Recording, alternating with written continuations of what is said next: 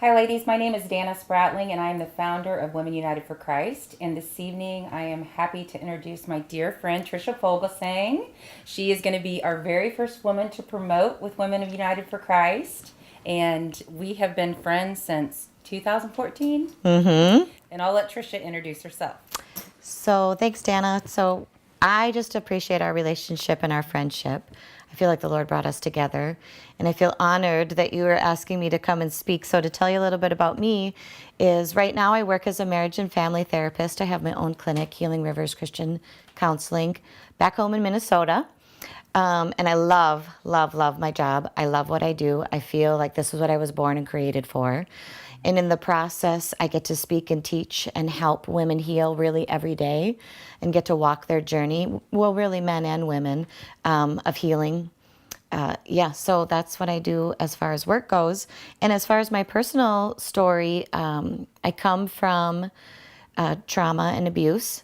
And so really becoming a therapist was part of my own healing journey, was learning. I went to counseling myself. I went to therapy. I went on medication for a few years. I did everything you're supposed to do in order to heal, to overcome childhood sexual abuse, childhood trauma. It just was having its way with me in my marriage, in my adult life. And I was tired of it and I wanted it to come to an end. So I started learning through my therapist as well as the scriptures and just real good old fashioned prayer and speaking the scriptures out loud. And then I got to go to school and so here I am. And Tricia you were actually an answer to my prayer because I had been a Christian for about, I don't know, probably 12 years at that time. And I was just at a place where I kind of hit a roadblock. And I tried therapy. And whenever I met you, I remember whenever you spoke, I was like, oh my goodness, nobody's ever put it in words like that. Mm-hmm. And it really spoke to me whenever you were talking about how trauma affects. I remember the one thing you said was, when was the first time you experienced trauma? So can you tell a little bit about what you said that day about that? So, what happens when we experience trauma? And really, research shows that all of us in our lifetime at some point experience trauma, whether it is a spanking that was too hard or too harsh, whether it's someone that we love has passed away, whether we were stuck in a storm of some sort that made us afraid when we were little girls. And it can be a whole plethora of other things mixed in there. But when we experience trauma that first time, what God has done is given us a way of protection. So in Isaiah 61, where it says that the Lord comes to heal the brokenhearted and to bind us back together and to set the captives free. In the original Hebrew and Greek, what brokenhearted means is shattered minds.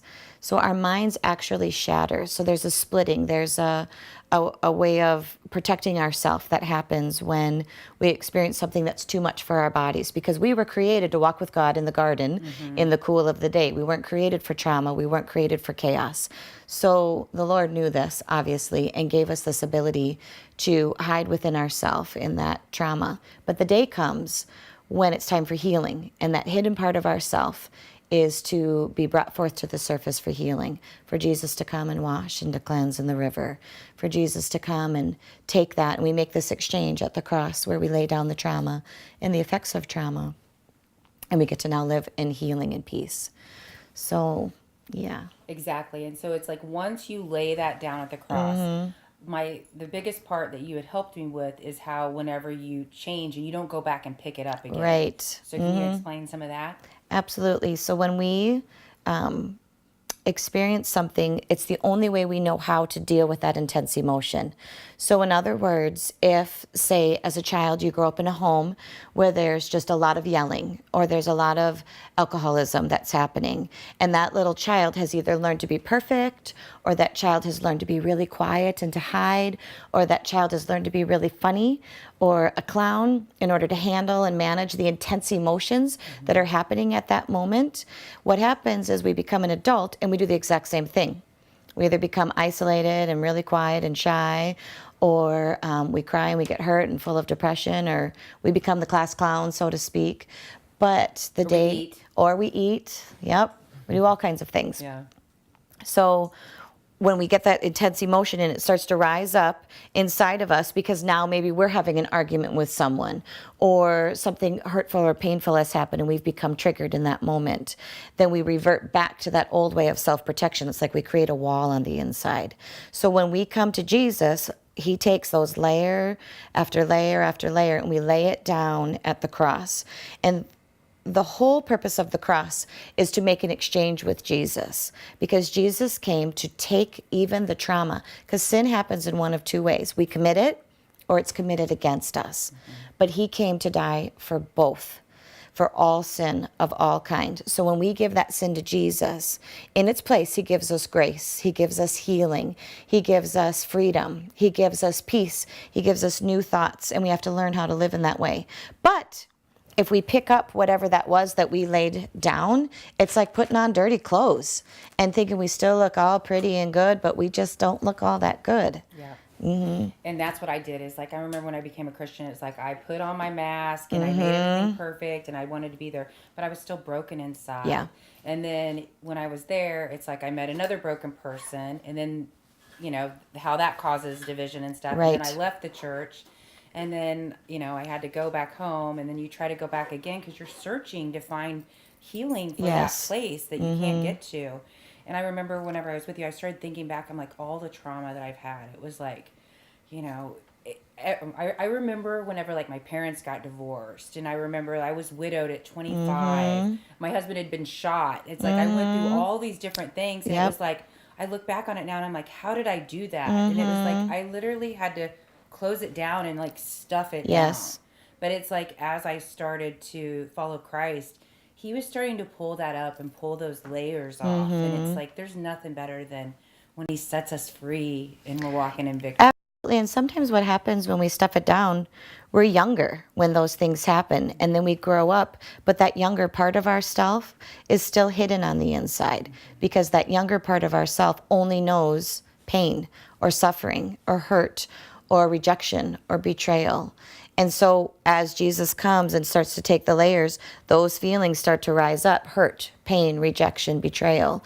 And we feel young again, and we don't know what to do in that moment when we feel maybe like a 25-year-old or a 22-year-old or a 15-year-old or a 5-year-old in that time of, as we get down to those deeper layers. But that's the beauty, is that when Jesus comes in, those little parts of us can just grow up in his presence. And that's why I'm so thankful that you're the first woman that's going to speak for a Women United for Christ conference, because I know the world is pumping out broken people so fast.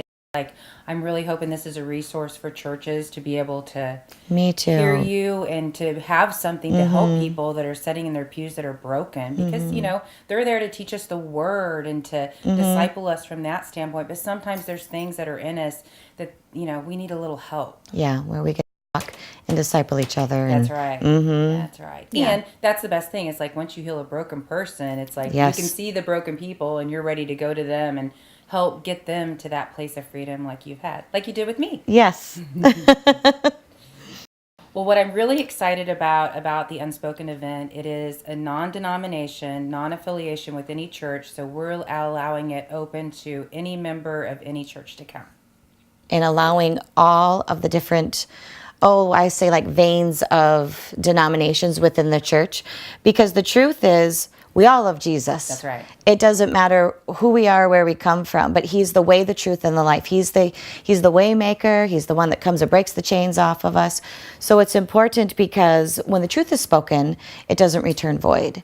And I feel like a lot of what happens for women, no matter what denomination we're in, is that there's this unspoken role that we as women are supposed to play in society, whether it's inside of the church or outside of the church. And if we start talking about that unspoken role that women are, because we're supposed to be women. We're supposed to be able to be married, work full time, have kids, stay home, do homeschool, send them to public school, send them to Christian school, make enough money to do that, cook and clean, still a wonderful wife, and on and on and on the list goes. And the truth of the matter is we cannot do it all. We can do all of these things that the Lord has called us to in the seasons of our life. And one of the things about and coming from all the different places is that everybody's in a different season in their life. And so no matter what season they're in, it's a season of healing with the Lord for whatever we're experiencing in that moment. Yeah. Well, that's one of the reasons why with Women United for Christ, because I remember back when my kids were young and I first accepted Christ, and I was like, I want to serve the Lord and I want to do this and I want to do that. And it's like, I didn't realize at the time, and I really wasn't encouraged as I was serving the Lord when I was raising my children. Yes. Or, my kids don't think so when I'm dragging them to church. I look back on it, and it's like how the Lord was using that to prepare me. And it's like, I couldn't have started doing this way back then. Exactly. Because he wasn't done doing all the work. Yes. But that's the other thing about ladies coming from all different churches. It's like you go to your church, I go to my church, and it's like I love women's events. So it's like this is a way to where we can promote other women events all over the place, so that if you want to get out and you're like, oh, I want to go to an event, okay, look on our website and you can see, and you can go to this event or go to that event. So.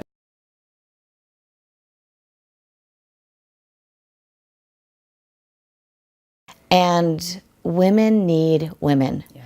Women need relationship. We were created for relationship. I mean, God created Adam, then he created Eve. And one of the beauties of God when he made Eve was for relationship. And when we find relationship with one another, we find healing just boom right there, right? Becoming friends is healing. Having times of laughter is healing.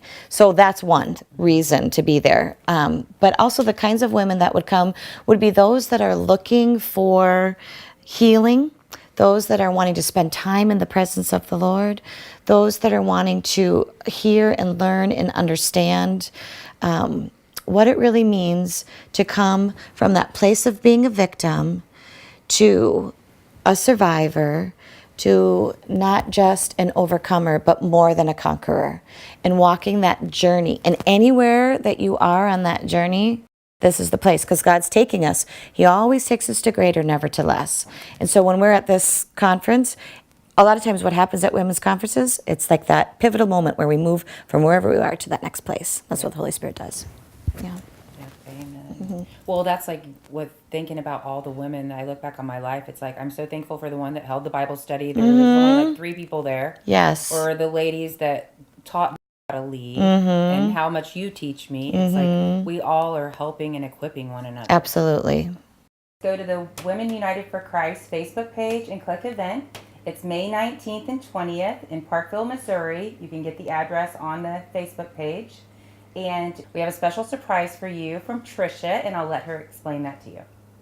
I'd like to invite you to an intimate lunchtime on Saturday afternoon, and for 20 people for an extra, well, altogether it'd be $75, where you get to ask questions, and I get to answer some of your questions, maybe some more things that are more personal that you'd like to talk about, not in front of others, and to have an opportunity for some ministry time.